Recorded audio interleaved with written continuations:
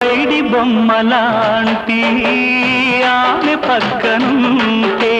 పగలే వెన్నెలనే కురిపిస్తా నీడలాగా నాతో ఏడడుగులు సాగితే ఇలలో స్వర్గం నే సృష్టిస్తా రసరమ్యం ఆ రాగ విలాసం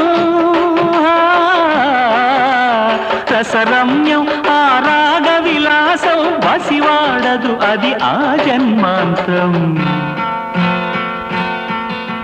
అందమైన నా ఊహల మేడకు ఆవిడమణి దీపం